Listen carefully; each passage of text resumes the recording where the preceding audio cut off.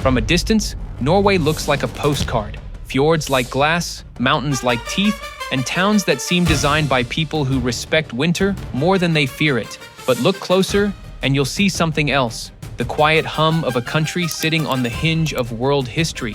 The Arctic is thawing. The Atlantic is choking with cables and pipelines. Russia's most lethal submarines are a short flight from Tromsø, and NATO's newest northern shield now stretches from Greenland to the Finnish border. In the middle of that map, Norway, small on paper, huge in practice. Here's the provocation. If you could only pick one European country whose choices could alter a crisis in days, not months, would you pick the obvious heavyweights, or the neighbor with the keys to the high north, the gas tap to Europe, and the runway for NATO's Arctic response? Norway isn't large, but it sits at the crossroads of the Atlantic, the Arctic, and the European mainland. It hosts NATO's biggest winter war drills, tracks Russian submarines with some of the best maritime patrol gear on Earth, and, while we're being honest, became Europe's main gas lifeline when the Kremlin turned the valves. In 2024 to 2025, Oslo committed a historic long-horizon surge in defense spending to harden that role, not just for Norway, but for the alliance. Norway's strategic fingerprint is everywhere, on NATO runways and in coastal caves pre-packed with US kit, on F-35s carrying a homegrown stealth missile, on P-8 patrol aircraft skimming the Barents, and in the network of seabed pipes and cables that keep Europe warm and connected. It's not the size of the army in the fjord, it's the size of the fjord in the army. Norway's martial story starts with longships and ends with stealth jets, but the real hinge moments are modern. The occupation in World War II imprinted a security reflex: be vigilant, be allied, be ready, and the Cold War turned Norway into NATO's northern tripwire, facing the USSR across a short, icy border. Oslo balanced deterrence with a low-profile posture: train hard with allies, avoid gratuitous provocation, keep the North stable. That formula endured after 1991, but the war in Ukraine and a surge of Grayzone pressure in the high north have pushed Norway back into the center of the board. The result is a state that plans for war, but speaks in the even tone of a country that knows winter is always coming. If strategy is geography with a vote, Norway's ballot is bold ink. The country straddles the exit lanes of Russia's northern fleet and sits astride the sea routes that matter most to North America and Europe. Its coastline fronts the North Sea and the Norwegian Sea, reaches into the Barents, and stretches towards Svalbard, whose special treaty status limits militarization even as it anchors access to space downlinks and polar shipping. In other words, this is where the Atlantic meets the Arctic, where the alliance either sees first or sees too late. The GIUK Gap to the west and the Barents to the east make Norway's waters the early warning radars of a maritime century. Svalbard deserves a footnote in big letters. The 1920 treaty recognizes Norwegian sovereignty, but prohibits naval bases and warlike uses, constraints that keep the archipelago quiet but never irrelevant, especially as traffic, research, and espionage interest keep creeping north. The fine print of Article 9 has real-world bite. Norway can uphold sovereignty and run Coast Guard presence, but permanent militarization is off the table, which is exactly why the High North's surveillance and response nodes sit on the mainland. And then there's the seabed. Norway's coasts are ringed by the subsea arteries of the digital and energy economy. From the Langeled pipeline to the web of fiber that links satellites, rigs, towns, and continents, this is a network that keeps European homes lit and Europe's internet alive. When one of Svalbard's twin fiber lines was mysteriously cut in January 2022, redundancy vanished for 11 days. A polite Arctic reminder that cables are targets. Norway was in NATO from day one and remains one of its most practical engineers. Oslo invites the alliance to train in real winter.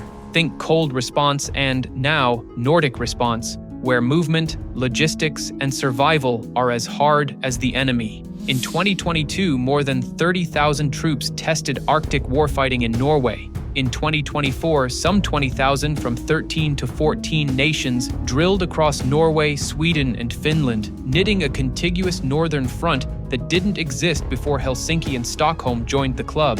The alliance's regional plans for the Arctic-Baltic seam aren't paperwork, they're ski tracks. The US relationship is a force multiplier. For decades, American equipment has been pre-positioned in climate-controlled caves in Trøndelag, enough to keep a Marine force fighting for roughly a month. That stockpile isn't Cold War nostalgia. It's been used, modernized, and recently exercised again. Meanwhile, a 2021 Defense Cooperation Agreement, expanded in 2024 and ratified with additional sites, gives U.S. and allied forces predictable access to Norwegian air and naval hubs from Ørland to Haakonsvern, tightening the logistics noose in the north. Think of it as plug-and-play deterrence. Norway also serves as a translator between regions: Atlantic Command priorities, Arctic realities, Baltic anxieties, and North American reinforcements. Its officers, diplomats, and intelligence community are comfortable in all these rooms, which is why when NATO talks about the High North, a Norwegian is usually holding the map. Norway's armed forces are compact, joint, and getting heavier teeth. The Royal Norwegian Air Force has completed delivery of 52 F-35A jets, and in 2025 began fielding the Norwegian-made Joint Strike Missile, the only stealthy anti-ship land attack weapon designed to fit inside the F-35's bay. That pairing gives Oslo long-reach precision against ships and key land targets without telegraphing launch. It's a small fleet with a large radius. Over the water, the Navy is modernizing around submarines and surface combatants built for northern seas. Today's Ula-class boats are still stalking fjords, but the 212CD program, co-developed with Germany, brings large, stealthy, air-independent propulsion submarines into Norwegian service starting in 2029. Those boats are tailored for covert, shallow-water operations in exactly the places where Russian traffic is loudest and NATO's lines are thinnest. Above the waves, 5 P-8 Poseidons out of Evens are the daily hunters, ranging the Barents and Norwegian seas to tag and track submarines leaving the Kola Peninsula. It's not glamour work, hours of sensor fusion and sonobuoys, but it's one of NATO's most important jobs, and Norway is doing it close to the source. Air defense and strike are home industry, not just imports. Kongsberg's Naval Strike Missile has become the West's favorite sea skimmer, and its big brother, the JSM, is giving the F-35 a native punch. NASAMS, co-developed with Raytheon, has also gone from a Norwegian system to the air defense backbone for allies, and now, Ukraine. If you've ever wondered how a small country keeps showing up in big arsenals, look at that logo. On the ground, Norway keeps a mixed model, a professional corps wrapped in conscription and reserves. It was the first NATO country to adopt gender-neutral conscription, both men and women called up, and the Home Guard fields, roughly 40,500 rapid mobilization troops tasked with infrastructure protection and local defense. It's a Scandinavian twist on total defense. The soldier who checks the rail bridge might also be your neighbor who plows the road. The High North is no longer a frozen footnote, it's a theater. Melting ice opens navigation windows, new seabed exploration raises the stakes, and Russia's northern fleet icebreakers and bastions around the Kola Peninsula remain the sharpest end of its military. Norway's response blends science, logistics, and readiness, a network of airfields, ports, and fuel nodes coupled with satellite downlinks, P-8 patrols, and ground radar that turn the North into an early warning screen. That posture is why NATO's anti-submarine game has surged, with P-8 fleets multiplying and joint tactics improving. Svalbard is also a resource of a different kind: space. The Svalbard satellite station, Svalsat, is a polar data highway. The cables that carry its feeds back to the mainland are critical infrastructure in a trench coat. Their vulnerability, highlighted by the 2022 cut, tells you everything about modern defense. Keep the satellites, keep the cable, keep the signal. If any of that falls dark, ships, rigs, and aircraft all get dumber instantly. Oslo's deterrence style is grown-up and unsentimental. It balances a credible force presence in Finnmark with a diplomatic handshake that keeps cross-border relations functional. It invests heavily in ISR, P-8's F-35 sensors, coastal radars, cyber defense, because first contact in the north is usually a contact of information, and it quietly hosts the alliance's speed, pre-positioned stocks, agreed facilities for allied access, and regular exercises that practice not tomorrow's war, but next Tuesday's. The 2024 amendment to the U.S. Defense Cooperation Deal that added 8 more agreed sites was not about symbolism.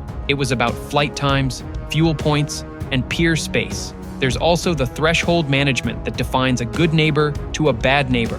Norway maintains a tradition of no-drama predictability in the high north, even as it steadily hardens the ground under its feet. That combination, open channels, closed vulnerabilities, is deterrence for adults. Here's the part that makes finance ministers smile. Norway can afford to be ready. Europe's energy crunch after 2022 turned Norwegian gas into a strategic commodity. By 2024 to 2025, Norway was the EU's largest gas supplier, delivering roughly a third of imports and stabilizing markets after Russian flows collapsed. The Langeled pipeline alone can feed a huge share of British demand from Nyhamna to Easington, and national output from fields like Troll has set records. Energy leverage isn't just a headline, it funded a historic defense plan without squeezing schools or hospitals. That plan is the backbone. Oslo approved a multi-year defense uplift of roughly 600+ billion Norwegian kroner through 2036, expanding brigades, renewing the fleet, and scaling readiness across services. In 2025, the government also backed an emerging NATO target of 5% of GDP on defense and security, signaling something rare: long-term seriousness, not weekend promises. It helps when your sovereign wealth fund is the world's largest and your fiscal rule is conservative. Deterrence is cheaper when you pay cash. Norway has lived with Grayzone pressure long enough to stop calling it gray. Parliament has been hacked, municipalities and ports probed, jammers and drones have made appearances in suspicious places, and the steady presence of research or fishing vessels with unusual habits has become part of the wallpaper. Police and intelligence chiefs have repeatedly warned that sabotage attempts against energy and cable infrastructure are more likely, not less. This isn't a panic, it's a maintenance log. Response has included more patrols at sea, allied help to guard infrastructure, and tighter coordination between military, intel, and civilian agencies. One sobering case study is the undersea domain. The Lofoten-Vesterålen observatory cables were torn up in 2021. The Svalbard link was cut in 2022, and European investigators have mapped suspicious patterns around critical seabed nodes. The moral is simple: if your economy runs through pipes and fibers, your deterrence must, too. Norway took that lesson early.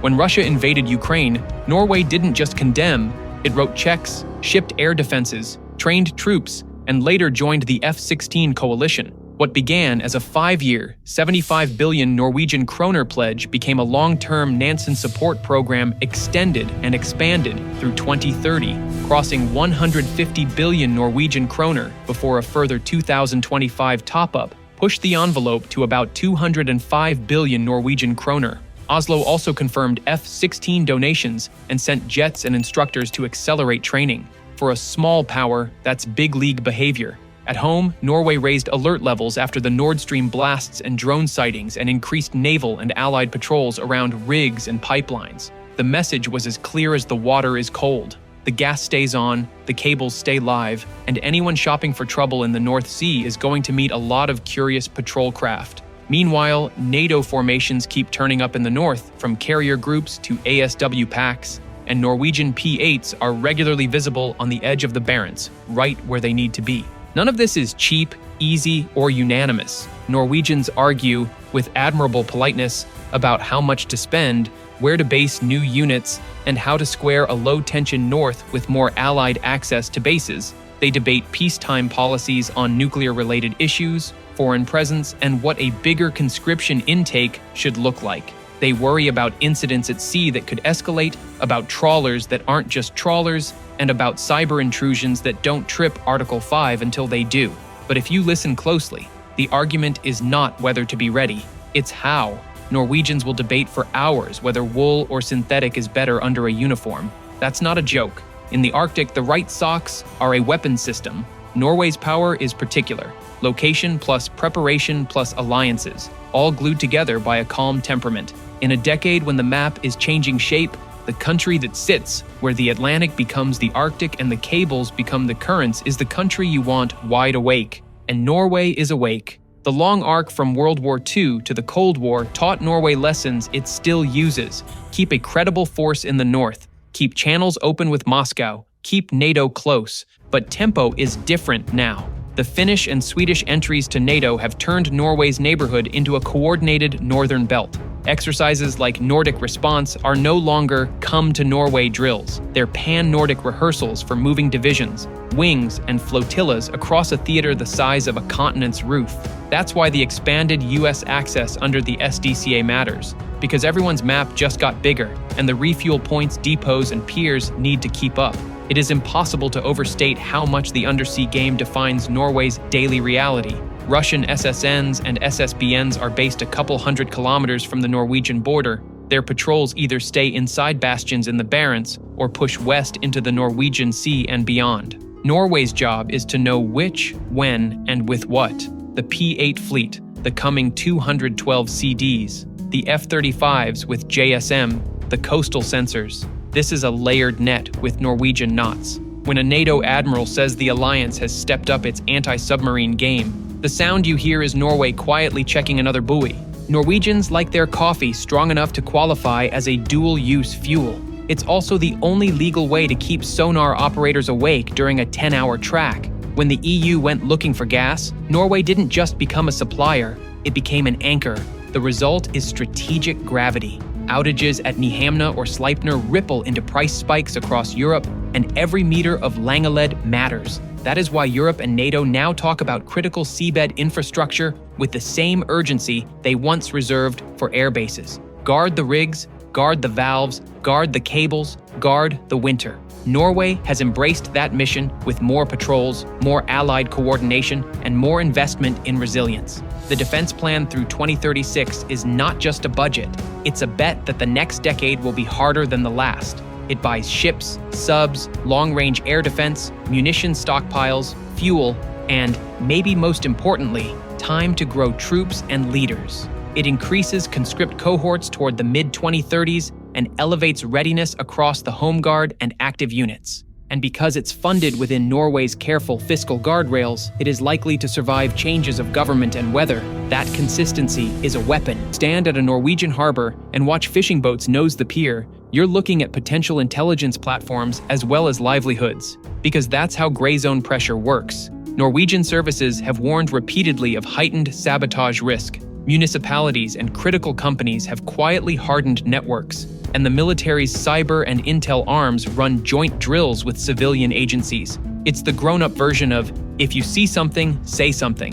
Except the something might be a cable route survey posted on an obscure tender site. Allies trust Norway for 3 reasons. First, it never overpromises. Second, it plans for hard days and still smiles. Third, it shows up for others. The Nansen Support Program is the most concrete evidence, a cross-party, long-term funding line that outlived the news cycle and kept expanding as Ukraine's needs grew. Add the F-16 donation and training, and you have a pattern.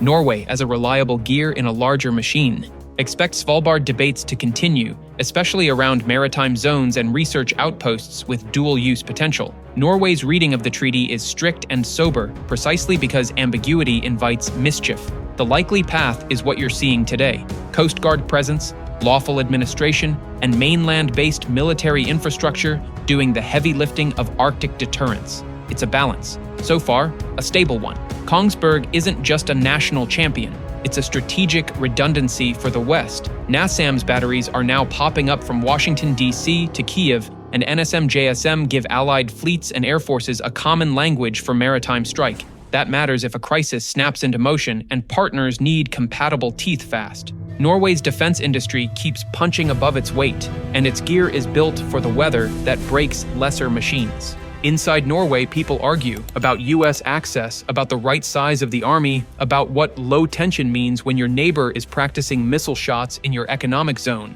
That argument is a feature, not a bug. It keeps policy disciplined, aligned with values, and therefore sustainable. Democracies don't deter by decree, they deter by durability. So, why might Norway be the most important military power in Europe right now? Because the center of gravity has shifted north and Norway sits on the fulcrum. Because undersea cables and pipelines are as decisive as runways and tank parks, and Norway owns that map.